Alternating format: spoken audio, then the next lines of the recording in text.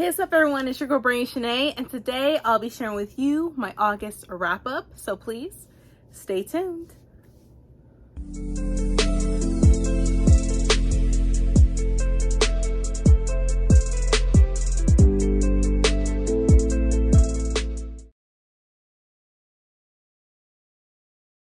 And I am back, and also if you're new to my channel, welcome. If not, welcome back. So like I said before, I'll be sharing with you my August wrap up. I'm a little bit behind, but it's all good. I'm still going to share this content with y'all. So the first book that I read was a middle grade. It is Delphine and the Silver Needle by Alyssa Moon, and I really enjoyed this. Now this is featuring a mouse, and this is located during the time of Cinderella. And of course there's little snippets in the book where we have instances of seeing Cinderella, but this is mostly about the main character, Delphine. And she is adopted. She was dropped off on the doorstep of the chateau, where Cinderella lives, with all the rest of the mice. And she is and as she is dropped off there at the chateau, she also has a silver needle. So as she grows up, and her mom that she grew up, that she knows, who she considers her mother, helps her become a seamstress, and she's really good, so good to the point where the princess of the mice community in this book asked her specifically to make her dressed for the ball. And as she gets there, there's certain things that start to happen especially with her silver needle, which then brightens as she gets closer to a certain area in the castle of the princess and stuff. And then to come to find out, the needle is part of a certain organization called the Threaded, and she's along with Alexander, who works in the palace of the princess. And of course they become best friends right off the bat. And now Delphine wants to know her ancestors. Where does she come from? Where does this needle come from? And she starts to know more about the Threaded. But then here comes King Midnight, the rat. Now with King Midnight, the mice and the rats do not get along, but they have an alliance, and they have boundaries not to cross and stuff like that. And so King Midnight realizes that a silver needle has awakened, and he can feel the power of that needle, and he wants it. And he's trying to find out who has it. He's trying to kill whoever has it in order to grab a hold of it, because it has magical powers. It's powerful, and he wants to be a powerful rat king.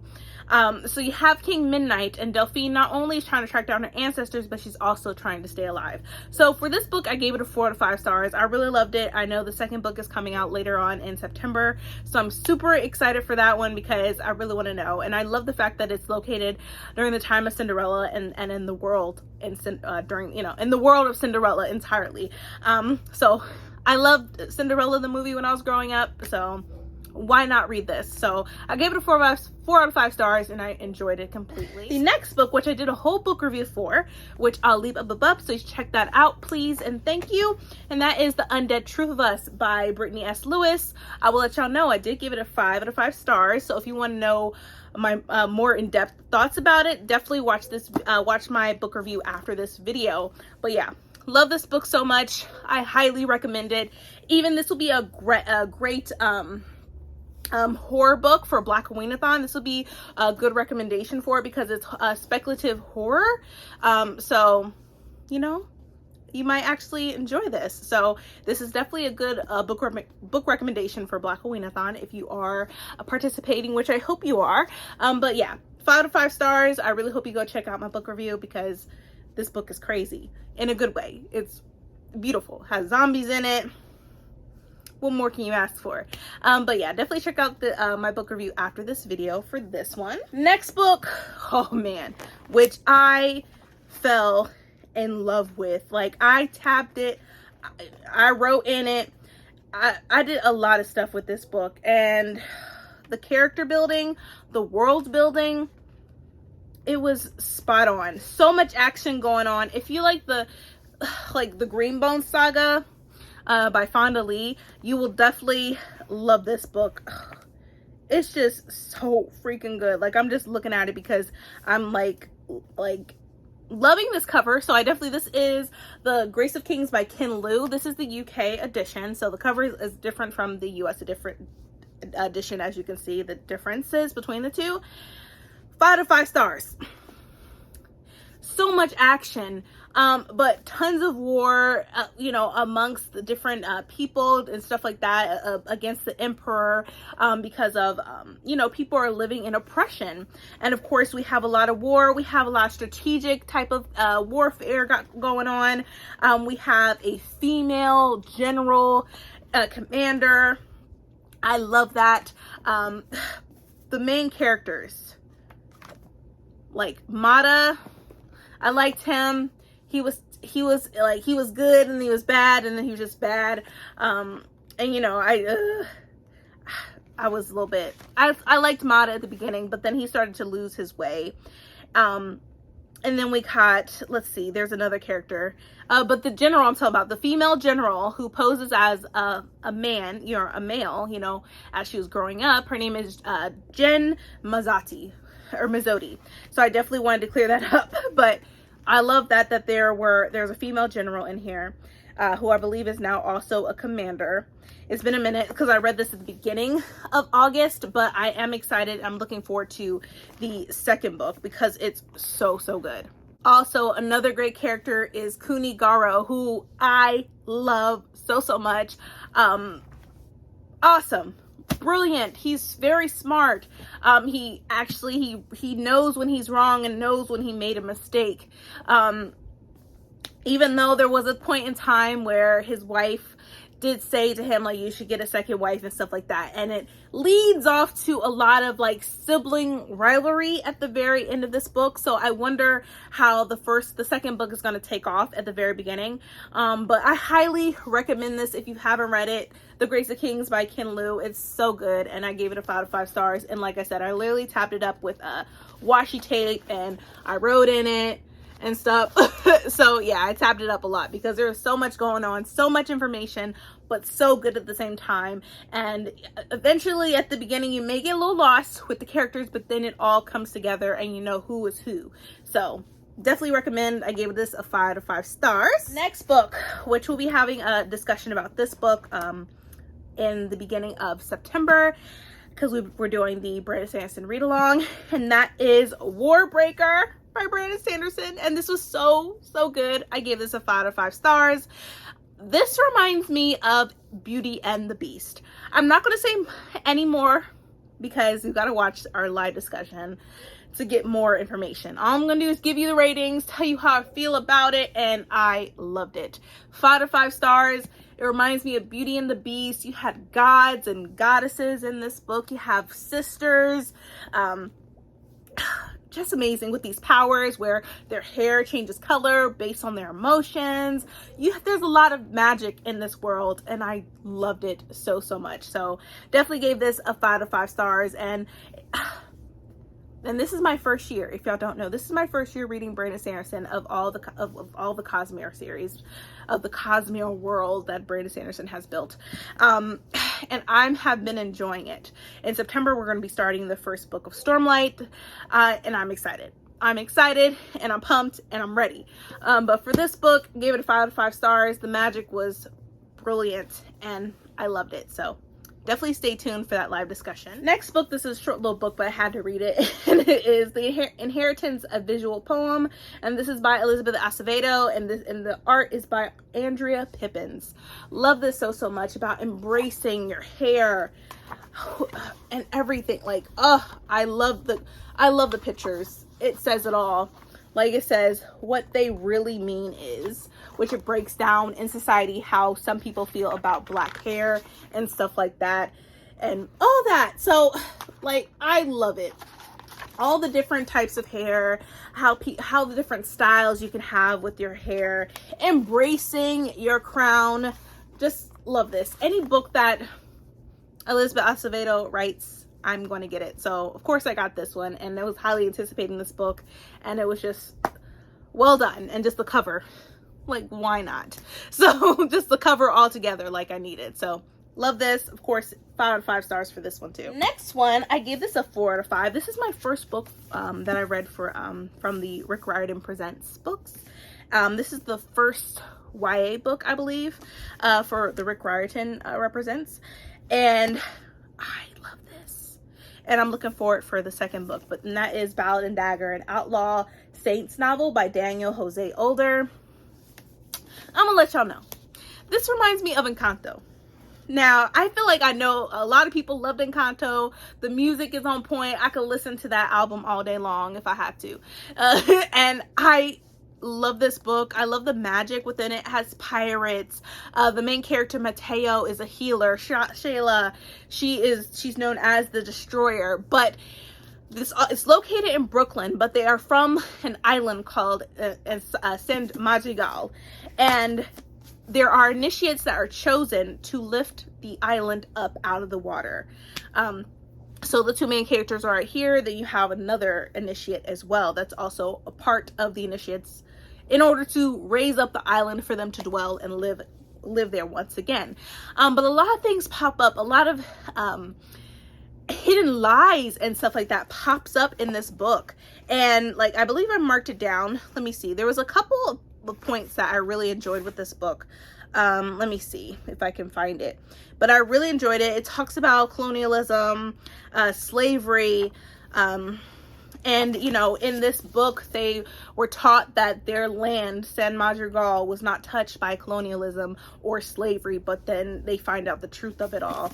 And so I'm trying to find where I marked down. Let's see. Okay, here it goes. It says, nothing to do but let it all out. A secret group of pirates has been collaborating with various slave traders and agents of empires all along. I say, finally spitting out the most inflammatory part.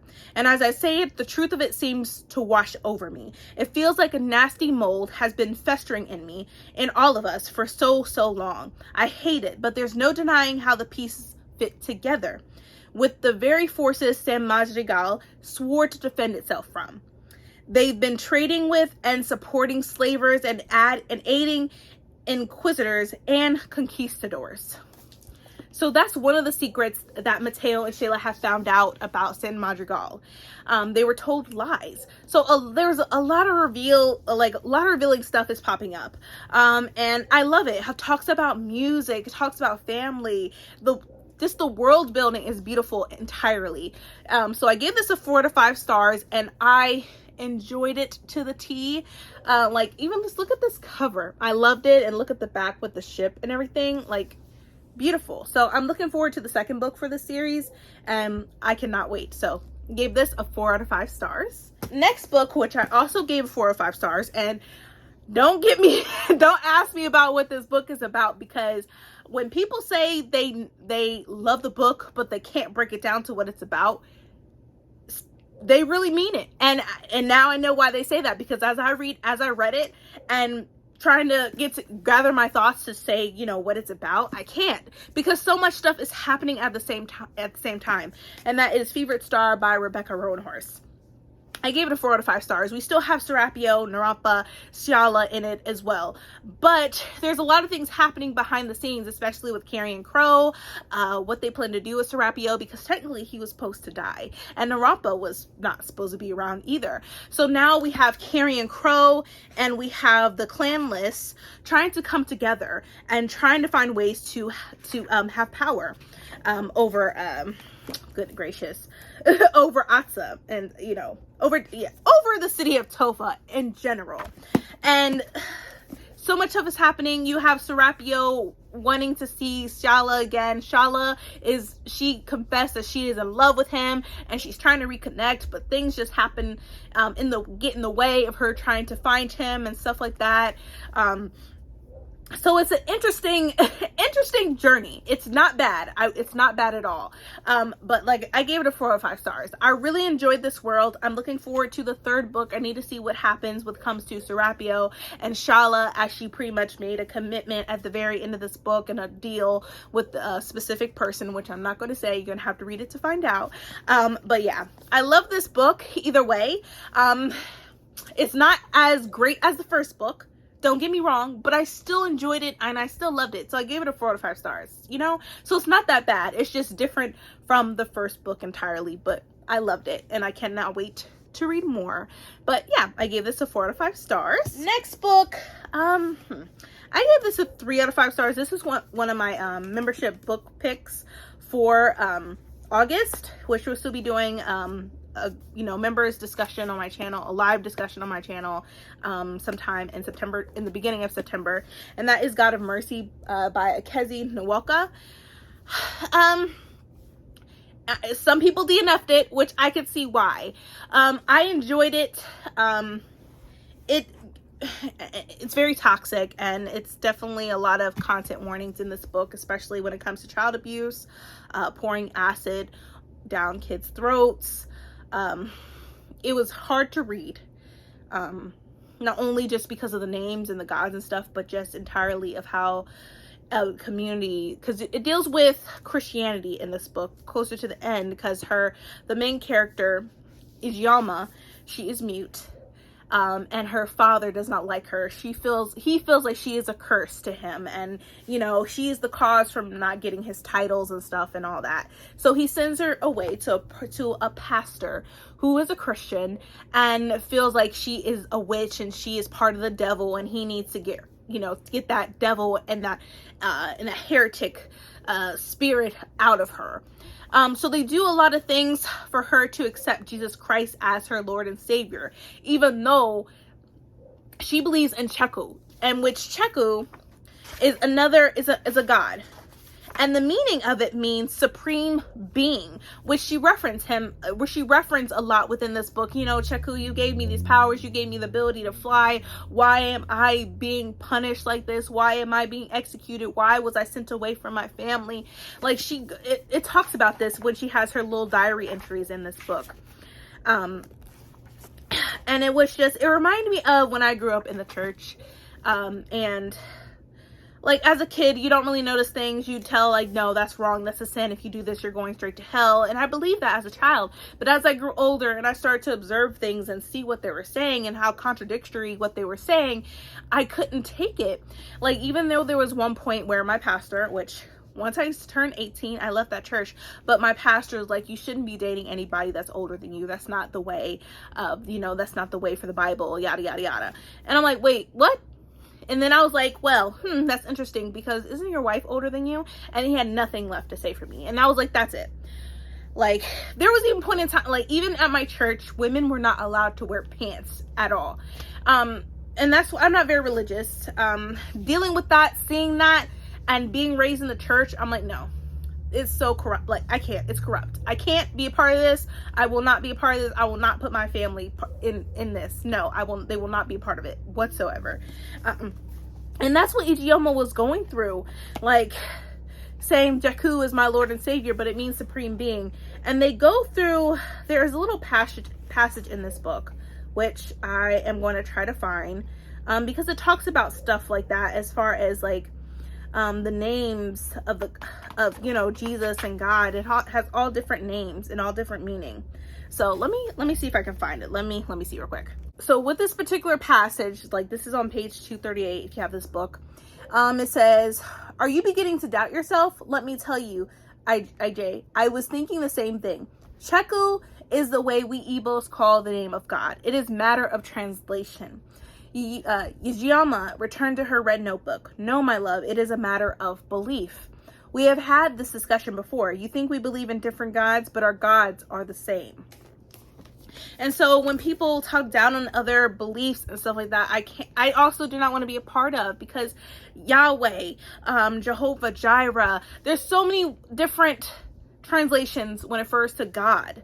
And I hate when like I said, I'm not religious whatsoever. I just feel like people should not down somebody's religion just because it might not be their own. They should be open-minded. Learn more about it. Don't just say like, oh, they're pagans. They're nothing but heretics. No, be open-minded. And don't shun somebody. Don't say that they are of the devil because their beliefs maybe are different from your own. Have an open mind. Talk to that person about it. Don't treat them like they're a bad person. Talk to them about it. Be open-minded. Learn about their beliefs. Because, you may find out there's a lot of similarities. Don't be one-sided. Don't be one-minded. Be open-minded. That's all I gotta say. But anyway, I gave this a 3 out of 5 stars. It's really heavy. There's a lot of content warnings in this book. I'm excited for the discussion but you know, it might not be that long because I know some people have DNF'd it, but I enjoyed the book for what it was. It made me go back into when I grew up in the church, and how people are towards people having different beliefs and different from their own, and look down on them because of it. So yeah, I enjoyed the message of this book because it brings up awareness of how just because it may not be your own belief does not mean that they're considered heretics. They're considered of the devil or whatever, you know. That's not it.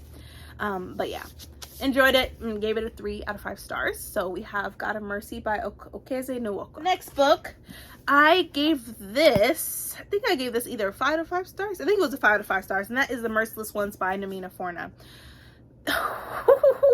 This book was so good. We get to see Decca, and there's a lot of revealing things in this book. If you haven't read it, I suggest you do so. Like, read the Gilded Ones first because that's the first book, then read the Merciless Ones. We go more in depth when it comes to Decca and the Death Shrieks and stuff like that, especially when it comes to the mothers, you know, the goddesses and stuff like that, and who she had faith in but come to realize that was all a lie. I don't want to say more. I'm not going to spoil it, but I gave this a 5 out of 5 stars. It was so good. I love the pacing. I love the writing. I love the world building. It's just beautifully written, and I look forward to the 3rd book. So 5 out of 5 stars for The Merciless One. And last but not least, we have Saga book 1, which I love so much. I love how in Saga we're getting Hazel is telling us the story, and Hazel is the baby right here. She's telling the story of how her mom and dad met, how they were on a run to save their lives and save Hazel's life, etc. She was, you know, her grandparents came in the picture. It's really in depth. I don't want to go into it because I do not want to spoil it for anyone, but this saga is so good. I'm looking forward to reading book 2 in September. Just so good, of course. And y'all already know I gave it a 5 out of 5 stars. So yeah, we have Saga book 1, 5 out of 5 stars. And I also just love the graphics, like all the pictures in this just is so beautiful. Loved every minute of it. So yeah, if you haven't read Saga, I suggest you do so. And I gotta give my props to Bree from Lock Petition and Ashley from the Bookish Realm, because, you know, they provide the great recs, you know, especially when it comes to graphic novels and mangas. So, you know, you got to give credit when it's due. So yeah, love this. Cannot wait for book 2. But that is it. Those are all the books that I read in August. I really hope you enjoyed this wrap up. If you did, please give me a thumbs up. Also, hit that subscribe button and that bell to be notified when I upload more videos in the future. But thank you so much for watching, everyone, and please stay healthy and stay safe. See ya.